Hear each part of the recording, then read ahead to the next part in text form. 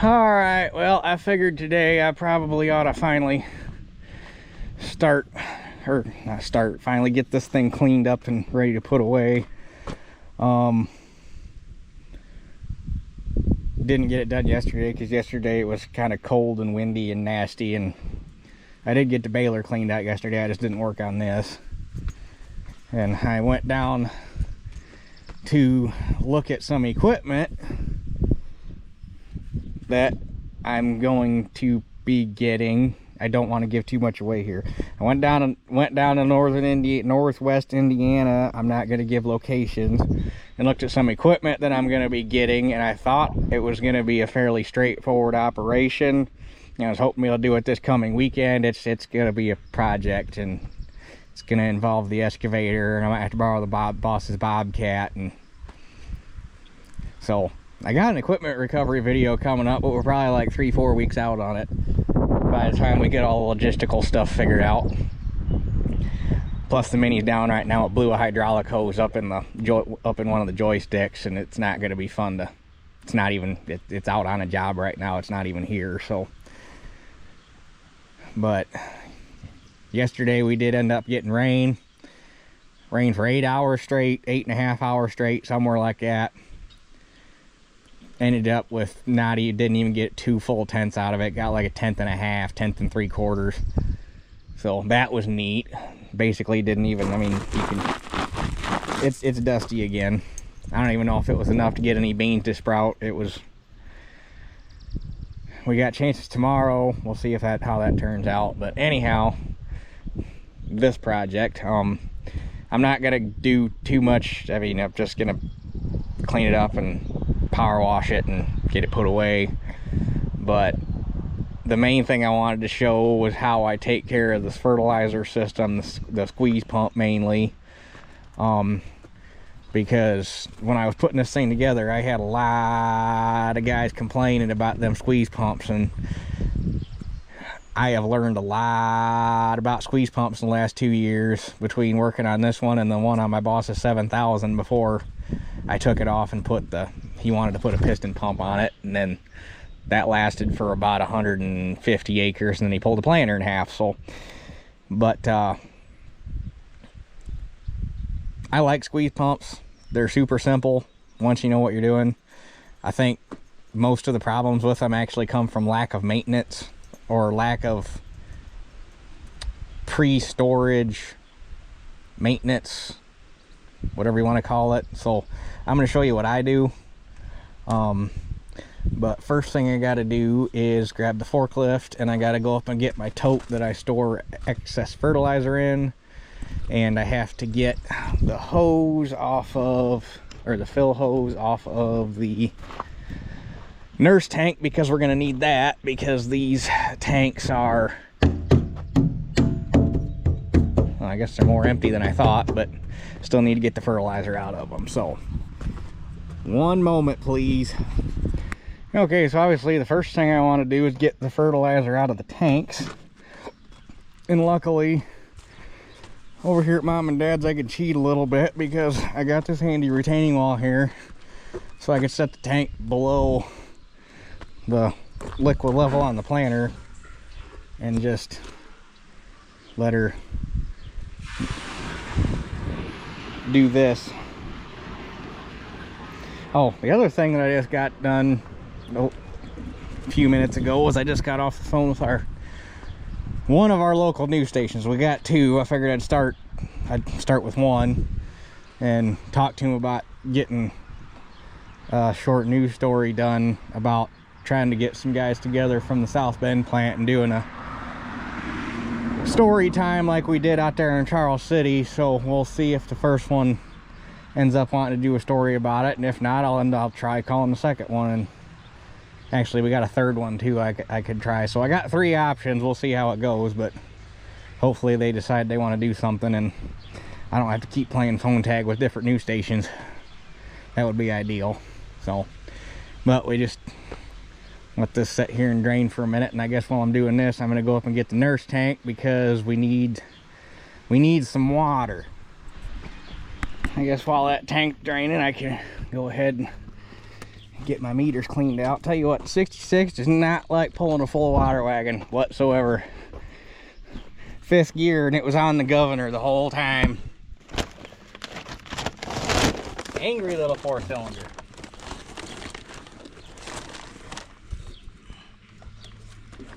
There's not really any seed. I basically ran out of ground and well, it should come out.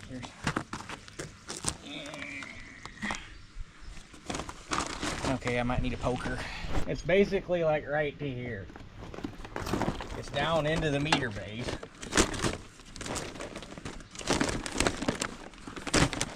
Maybe I'd be...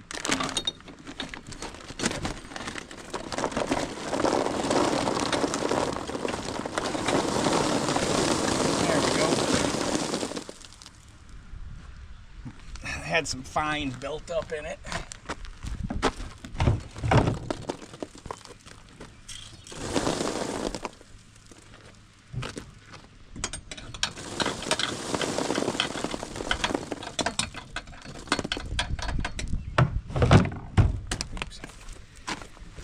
I need to get some new plugs for this thing because the threads on these ones are all stripped out and the stems are broke on most of them.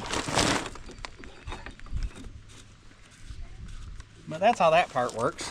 You just take that plug out and the pipe drains the meter, and then there's a little bit stuck in behind the seed plate yet that you got to get out, which I'll show you here in a minute. And then to finish cleaning the meters out, this part can be kind of messy if you don't come prepared. But basically the best way I found to do it, because you still got seed up to about here, which if you're good, and I didn't even think about it, what I should have done was when I was getting close to my last pass of planting, I should have closed the seed gate and just planted the meter out, and then we wouldn't have to do this. But you get a baking sheet or some sort of tray or whatever you can get to fit in there, and then you tape a little piece of cardboard on it that'll slide up under the meter. Or if you wanted to, you can just take the whole box and everything off, but if you wanted to avoid that,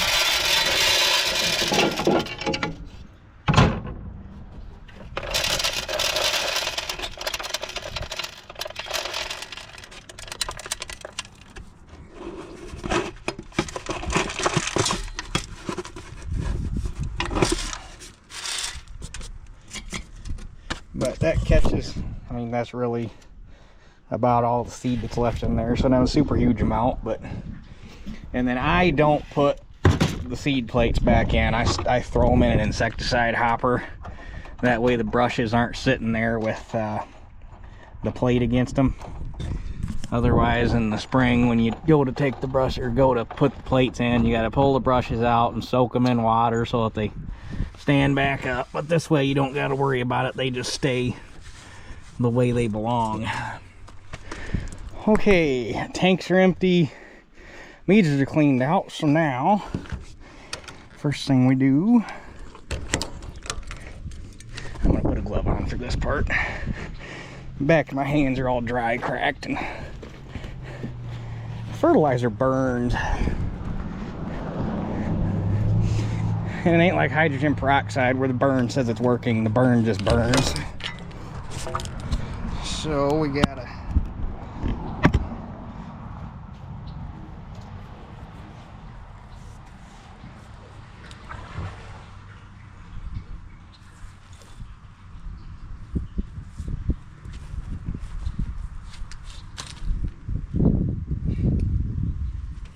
switch sides with the old hose here. Don't mind the close-up.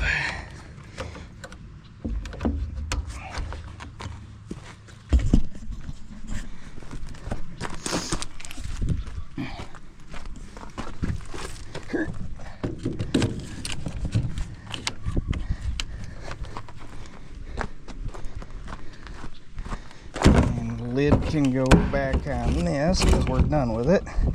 Technically, if you really wanted to, if you finished up planting with straight 28 UAN or U8, whatever percent UAN solution you use, 20, 28, 30, 32, those are the popular ones. Technically 28, or UAN, I shouldn't say 28 because that's the northern blend, and the further south you go, the fun fact, UAN, the higher the percentage it is, the higher its freezing point, which is why we use 28 up in the north. The further south you go, you'll start seeing 32% UAN, because 32% UAN will actually freeze at a higher temperature than 28 will. Fun fact for the day. What was I saying before I went off on the tangent? Oh yeah. Technically, if you finish up planting on 28 and you have 28 in the tanks in the system, technically, if you didn't want to, you don't have to drain the system, because A, it won't freeze, and B, it won't salt out, meaning the fertilizer salts in the solution won't come out of solution. I just run my 10-34-0 and 28 blend, so it will salt out, which means all your solids will fall out, and then you'll have a hell of a time in the spring, because you'll go to start planting and there'll be fertilizer chunks floating around in there, which we don't want, obviously. So plus, even if I ran 28, I'd still drain it, because I like the thought of cleaning it out. And if you let it sit over winter and somehow for some reason you end up with a leak or whatever happens, then you got fertilizer dripping all over everything, and I'd rather clean it out, but some guys don't. To each their own. But I just want to put a smidgen of water in there, just enough to flush the tanks, basically.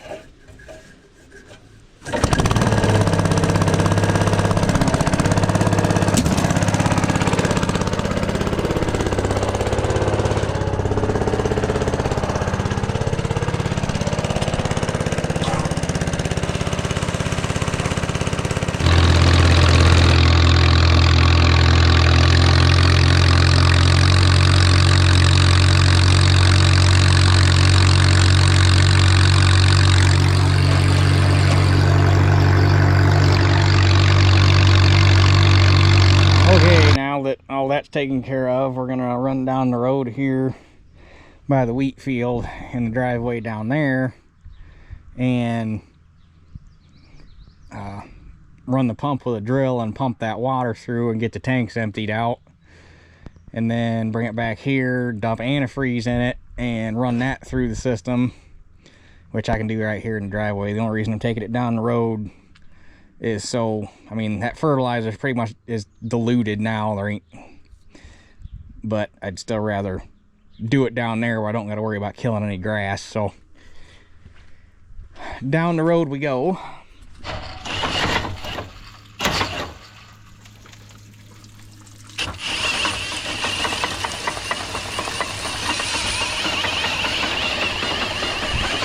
And then once I've ran enough through the system to know that I'm pretty much just water now, go ahead and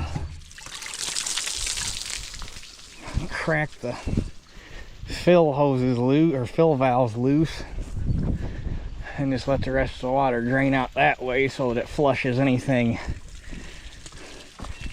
hung up in the hose.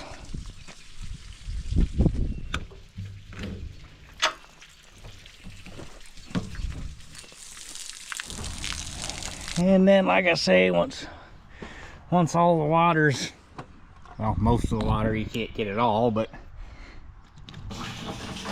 when the water's out of it, I just dump 3 gallons of RV antifreeze in aside, and then I'll run the squeeze pump until I get antifreeze coming out the hoses, and then let it set. And the other thing, I leave all the valves open, that way if there's any water in them, the RV antifreeze will mix and it won't freeze and crack the valves.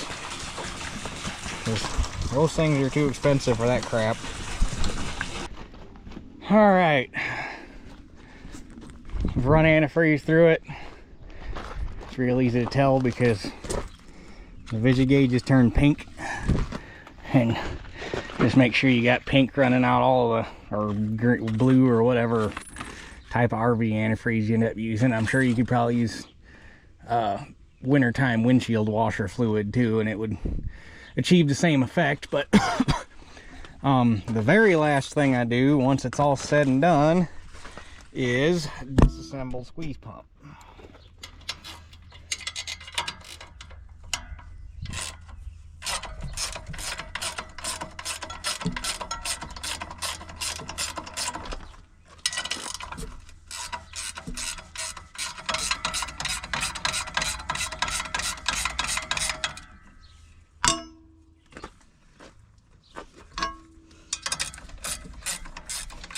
Springs they use on these buggers are stout.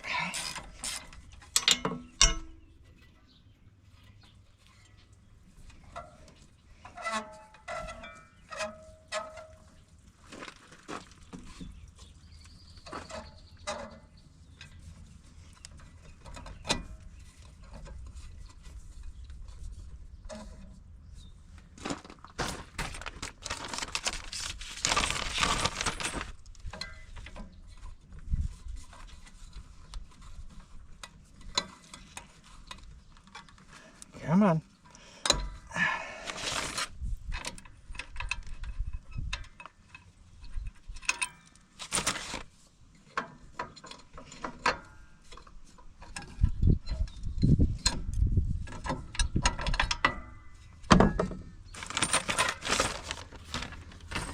And then I'll do the bottom bar too, but then the other thing I do is relax the hoses so that they're not pulled under tension all winter, and that helps the hoses last.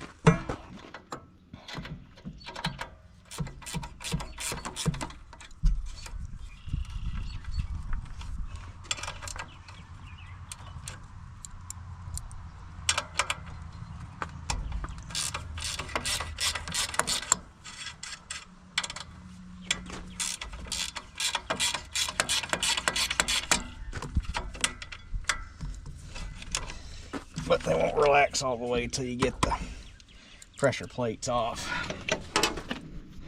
And there you go, because if you don't do that, the hoses stay smashed with a roller in one position. They get a memory to them, and then next thing you know, that's when you start having issues with your hoses blowing out, because they'll stay smashed. They'll get a hard spot in them where the roller is, and you start working them and they'll blow out right where that roller been sitting. So that's why you relax them like that. So then I just throw this stuff back in an insecticide box like everything else that I take off of it. So with that, basically the last thing I gotta do is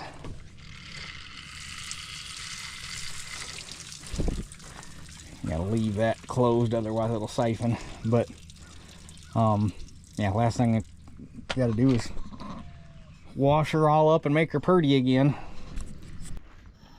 Okay, they're both all nice and shiny now. I even hit both of them with a foam cannon. Those things are pretty slick. But I got one more thing I want to do to that, but it needs to dry off before I do it. So probably gonna happen in the tomorrow afternoon, because it's already almost 9 o'clock. So I need to get things put away. So with that being said, I guess we'll catch you guys tomorrow to finish this up. I know it's been nothing special, it's just cleaning up a planter, but I figured maybe somebody could get some use out of it. Well, I don't know how well it's showing up on camera, but it's actually kind of a misty sprinkle right now, so I'm not gonna get to do the last thing I wanted to do to the planter, at least for right now. Basically all I was gonna mix up and cut some used oil with like half diesel fuel and mix them up together in a pump sprayer and go through and spray everything that touched or was touched by fertilizer so that it doesn't corrode. But it doesn't do you a whole lot of good to do that when the planter's wet, because it won't stick. So I guess I can do it at my house in the barn after it dries back off, because dirt floor barn, if it gets dripped on, la-dee-da. But I do want to get the duals off of this thing so it takes up less space in the barn. This will be the first time the dual's been off since I spread lime last fall. Makes me kind of sad. So I'm gonna run this thing down and to the barn and pop the duals off real quick, and then before it's supposed to actually rain supposedly here in a little bit. So before that gets here, I want to get this thing run over and put away while it's still just kind of misty nasty. So but I'm gonna go ahead and get these duals popped off, and I will see you guys over at the barn, because I want to get this done before it gets any wetter, so I can do that faster off video. I just happened to notice this pulling down here. Old girl just rolled over 4,500 even.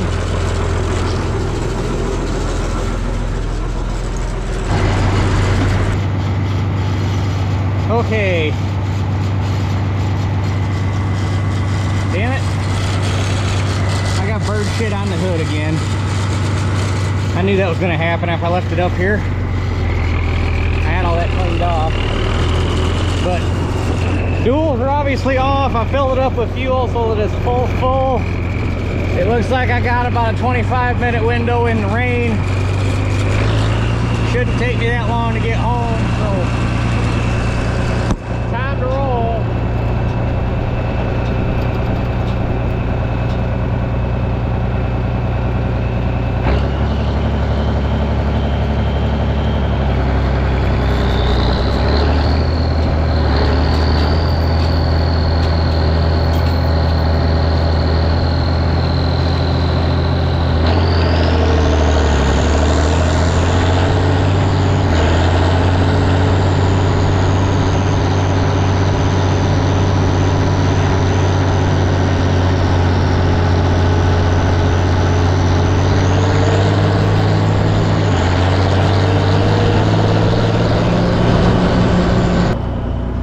Just started spitting rain again as I pulled in the driveway, so that was kind of handy. I don't mind it raining when I'm in the yard. Going down the road, that's a little different story. That can get a little chilly.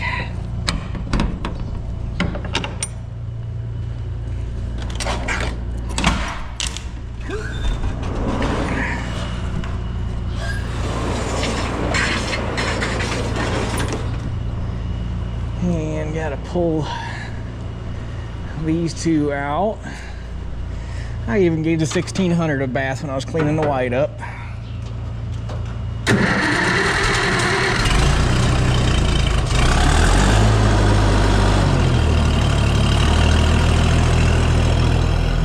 Old girl don't clean up too bad.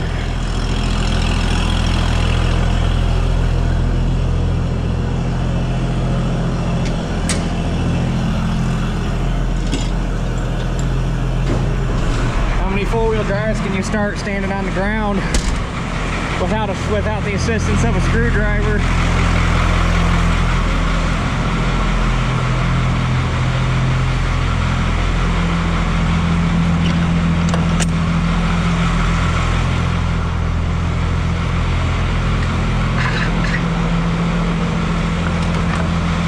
So I'm trying something different. Normally the grain cart sits there behind the 8700. But I figured to get me more space in the center bay, as long as everything works, I put the drill there, moved the grain cart here. We'll see how it works out. Hopefully I got enough room in between the drill and the wall to get the planter back in there. I think I do, but I'm not 100% sure. Otherwise I'll just get the Super 55 out and move stuff around.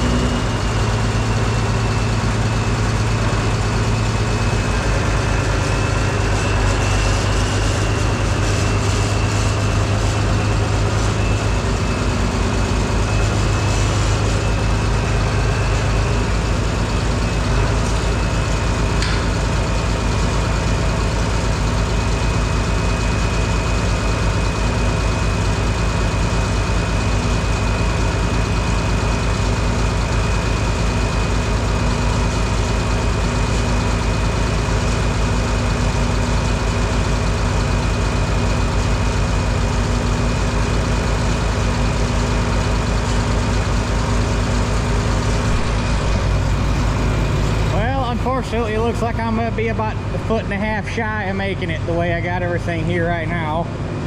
So I don't want to get any closer to the wall because I want to be able to walk through here.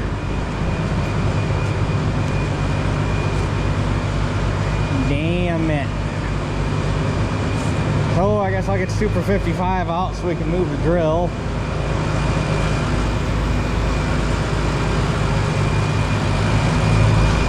Okay, I put the drill back where I normally had it, the grain cart's back where I normally had it. I took the 540, spun it and backed it against the wall because I did some measuring. It's actually with the gate, or with the boxes off and the packer wheels folded up, it's shorter than it is wide, so I gained some space doing that.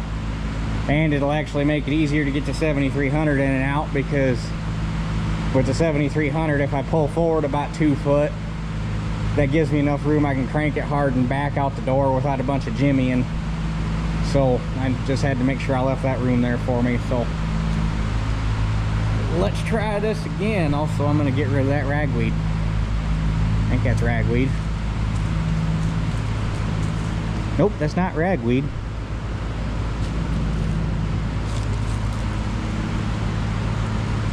Don't know what that is. Oh, I'll be damned. I guess I should probably go replant that somewhere. That's a walnut tree. Don't know where it came from because there's no walnuts around here, but it came from somewhere. I'll have to find a spot to stick that in the ground. Hopefully I didn't just kill it. The roots aren't that long, so I don't know. We'll find out, I guess.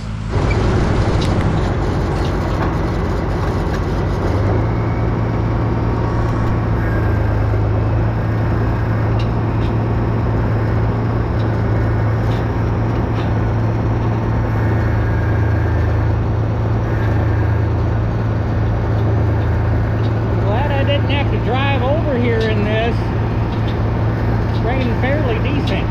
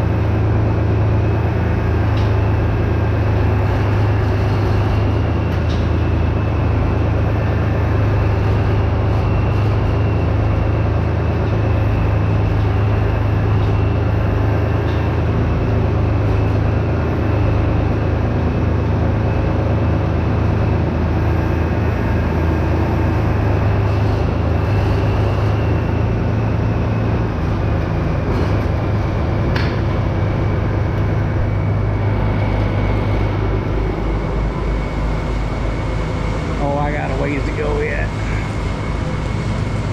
There's the original holes.